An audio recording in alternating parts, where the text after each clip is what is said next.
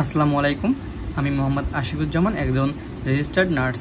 তোমরা অনেকেই 2026 সালে নার্সিং ভর্তি পরীক্ষা দিবে, কিন্তু কোন কোর্সে নার্সিং ভর্তি পরীক্ষা দিলে তোমার জন্য ভালো হবে বা নার্সিংয়ের যে 3টা কোর্স রয়েছে কোন কোর্সটা কাদের জন্য বেস্ট হবে এবং কোন কোর্সের ভবিষ্যৎ কেমন, এটা সম্পর্কে আজকে আমি ডিটেলসে আলোচনা করব। তো তোমরা যারা নার্সিংয়ে আসতে আগ্রহী, আজকের ভিডিওটি দেখলে তোমরা নার্সিংয়ের 3টা যে কোর্স রয়েছে সেই সম্পর্কে একটা ডিটেলস ধারণা পেয়ে যাবে। তো আশা করি আগামীতে তোমরা যারা নার্সিংয়ে আসবে বা নার্সিং পেশায় যুক্ত করতে চাও নিজেকে, তারা আজকের ভিডিওটি না টেনে সম্পূর্ণ দেখবা, তাহলে তোমরা ডিটেলস বিষয়টা ক্লিয়ার হতে পারবা। তো চলো দেরি না করে ভিডিওটি শুরু করা যাক। এবং আমাদের এই ইউটিউব চ্যানেলে কিন্তু আমরা প্রতিনিয়ত নার্সিং বিষয়ক ভিডিও দিয়ে থাকি।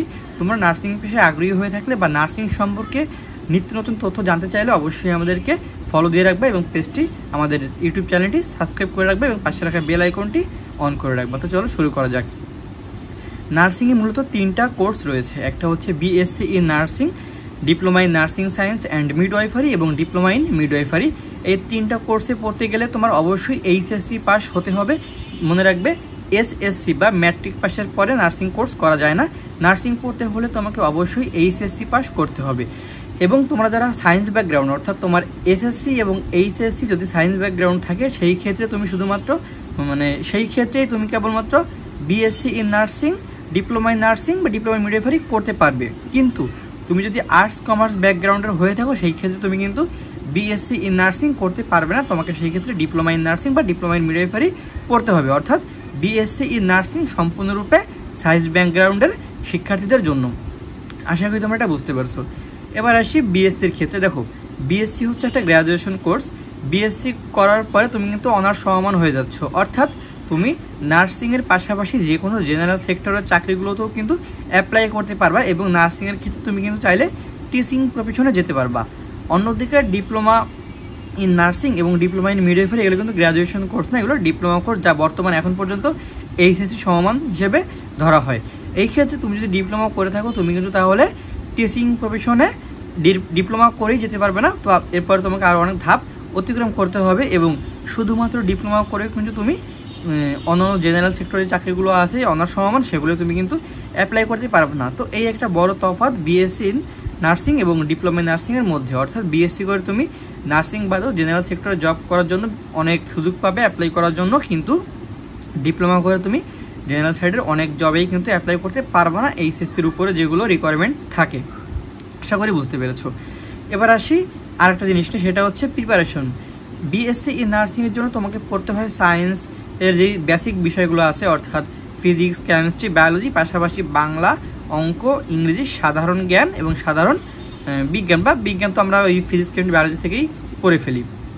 এই বিষয়গুলো হচ্ছে বিএসসির প্রিপারেশনের জন্য তোমাকে পড়তে হবে। আর ডিপ্লোমার জন্য তোমাকে পড়তে হবে হচ্ছে বাংলা, অঙ্ক, ইংরেজি, সাধারণ জ্ঞান এবং সাধারণ বিজ্ঞান।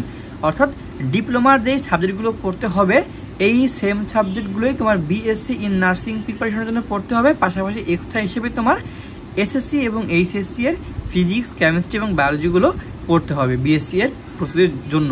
আশা করি তোমরা বুঝতে পেরেছো। এবং আরেকটা কথা গুরুত্বপূর্ণ, সেটা হচ্ছে ডিপ্লোমা ইন নার্সিং এবং ডিপ্লোমা ইন মিডওয়াইফারি প্রিপারেশনের জন্য তোমাকে সেম বই, সেম সাবজেক্ট, সেম টপিক পড়তে হবে। এটা অনেকেই তোমরা জানো না, ভাবো যে দুইটার জন্য আলাদা করে আমি প্রিপারেশন নিব কিনা, কিন্তু না, তোমার ডিপ্লোমার যে 2টা কোর্স, ডিপ্লোমা ইন নার্সিং এবং ডিপ্লোমা ইন মিডওয়াইফারি, এই 2টা কোর্সের জন্যই তোমাকে একই ধরনের পড়া বা একই ধরনের প্রিপারেশন নিলেই এটা এনাফ হবে তোমার জন্য।